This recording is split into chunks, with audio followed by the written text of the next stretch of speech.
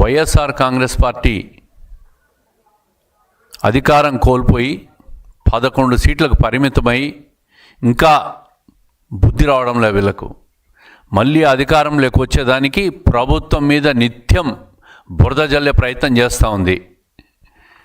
అధికారంలో ఉన్నప్పుడు ఏ కార్యక్రమం చేయకుండా అభివృద్ధి సాధించామని చెప్పి అబద్ధాలు చెప్పి 5 సంవత్సరాలు కాలం గడిపి రాష్ట్రాన్ని సర్వనాశనం చేసి ఆర్థికంగా 30 ఏళ్ళు వెనక్కి తీసుకుపోయిన ఈ వైఎస్ఆర్ కాంగ్రెస్ పార్టీ ఈరోజు ఈ సంవత్సర కాలంలో 14 నెలల కాలంలో రాష్ట్రంలో జరుగుతున్న అభివృద్ధిని చూసి ఓర్చుకోలేక ఫేక్ ప్రచారాలతో మనుగడ సాగించాలా, ఉనికిని కాపాడుకోవాలనే ప్రయత్నం చేస్తూ ఉంది.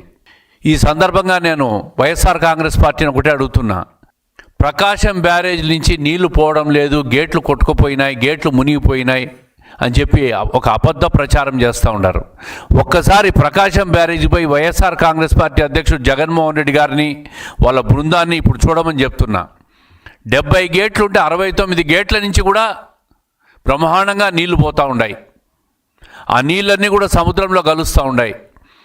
రాష్ట్ర ప్రభుత్వం బనకచెర్ల ఒక గొప్ప చారిత్రాత్మక ప్రాజెక్టును ప్రారంభించాలని సముద్రం లేకపోయే నీటి కోసం ప్రయత్నం చేస్తూ ఉంటే బనకచెర్ల మీద వైఎస్ఆర్ కాంగ్రెస్ పార్టీ ఇప్పటికి కూడా వాళ్ళ అభిప్రాయం చెప్పలా. ఏంటి మీ పరిస్థితి అనేది ఇంతవరకు చెప్పకుండా పక్క రాష్ట్రాలతో చేతులు కలిపి తిట్టించే ప్రయత్నం చేస్తూ ఉంది. మరి ఈ విధంగా అబద్ధపు ప్రచారం చేయడంలో వైఎస్ఆర్ కాంగ్రెస్ పార్టీ ఫేక్ ప్రచారాలు చేయడంలో దిట్ట. అమరావతి మునిగిపోతుందని మాట్లాడుతున్నారు. అమరావతిలో వర్షాలు వచ్చేసినాయి, అమరావతి మునిగిపోయిందని.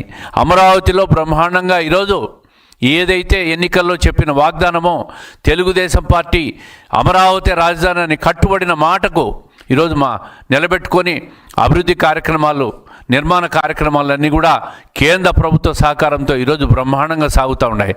ఏమయ్యా వైఎస్ఆర్ కాంగ్రెస్ పార్టీ నాయకులు, వర్షాలు పడద్దా? వర్షాలు పడవా? వర్షాలు పడినప్పుడు నీళ్లు రావా? నీళ్ళు వచ్చినప్పుడు వంకలు వాగల్లో కొట్టుకొని పోయేది సృష్టి సహజమా కాదా? మరి ఈ విధంగా వర్షాలు పడతానే అమరావతి మునిగిపోయిందని చెప్పి ఒక దుష్ప్రచారము, ఒక ఫేక్ ప్రచారాలు చేస్తూ ఉన్నారు.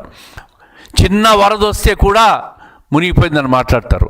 వాగులు వంకలు వర్షాకాలంలో వర్షం వచ్చినప్పుడు మునిగిపోవడం, వంకలు వాగుల్లో కొట్టుకుపోయి చివరకు నదులు లేకపోయి సముద్రాలకు కలిసిపోవడం సర్వసాధారణం, సృష్టి సహజం అనే విషయాన్ని వైఎస్ఆర్ కాంగ్రెస్ పార్టీ వాళ్ళు గుర్తుపెట్టుకోవాలా.